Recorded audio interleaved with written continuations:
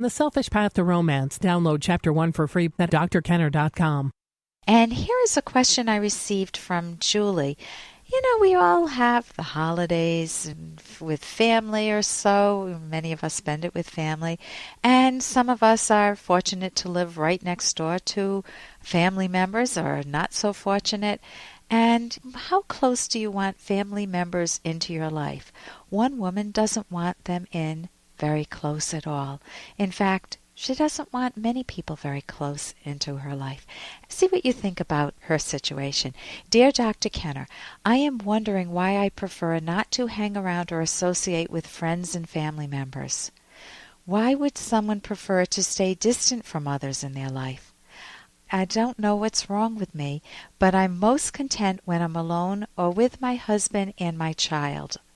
I don't like going to family get-togethers or running into old friends in town. I would just rather have everyone leave me and my husband and my child alone to do our own thing. What does that mean? I know it's odd and it even sounds mean, but it's just how I feel.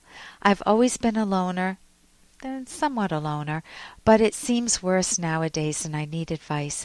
Thanks so much for your time, Julie. Well, Julie, you sound very polite. Thanks so much for your time. So the first question I have is, why is this a problem for you? If you feel at ease with this situation, it is your life. If you love your husband and you love your child and you're not looking for other companionship, it is your life. You have a right to choose that.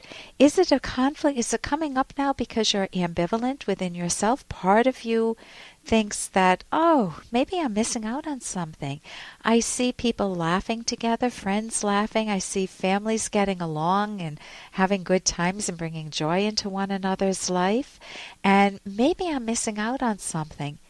If that kernel of a thought is what powered you to email me, then that's your value. That's something that you're partially wanting and you're ambivalent. There's a pro and a con side. On the pro side, people bring an enormous amount, the right people, and that's really important. The right people bring an enormous amount of richness into your life.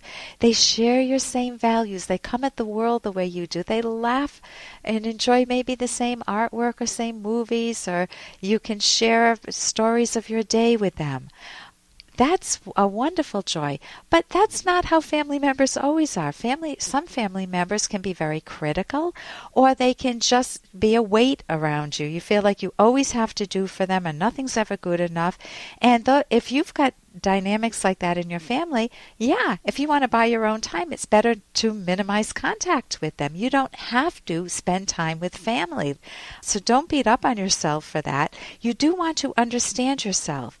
You don't sound like you're a loner because you're with your husband and you're with your child. Is it a problem now because your husband wants more contact with other people, or maybe you're thinking it's good for your child to be around family members more? You want to understand that for yourself you could decide in isolation, but when you have your husband and your child too, are you all happy-go-lucky together and you don't need outside influence or outside people? Or do you want to invite people in more? And it may not be your old friends from high school. Maybe you don't share similarities with them anymore or common interests. So explore what you say to yourself. Explore trust issues.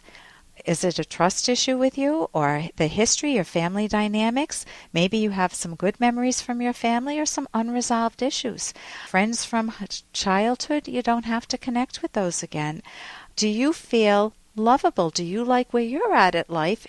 If you don't, maybe you want to figure out what's going on there so you can feel more confident within yourself, and then maybe you'll be more open to being with other people.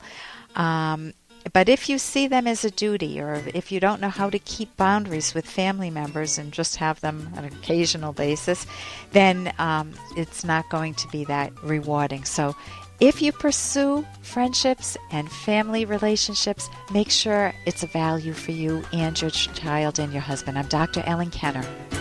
Here's an excerpt from The Selfish Path to Romance, the Serious Romance Guidebook by clinical psychologist Dr. Ellen Kenner and co-author Dr. Edwin Locke.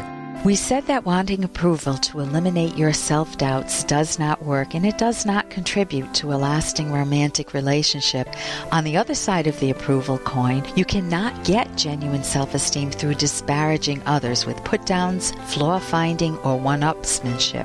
Another person's flaws don't make you a better person. People who try to get self-esteem by putting others down are trying to hide their own moral vices and/or their own sense of inferiority.